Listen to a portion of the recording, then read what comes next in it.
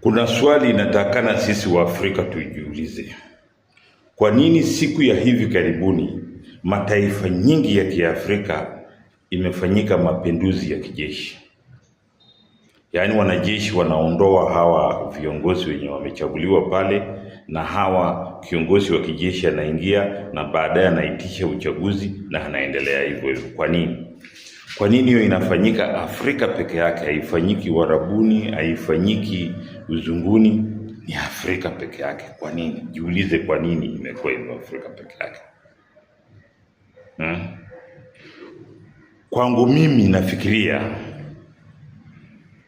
viongozi ya Kiafrika ambayo wanakuwa madarakani hawaangalii maslahi ya Waafrika wenye wako pale.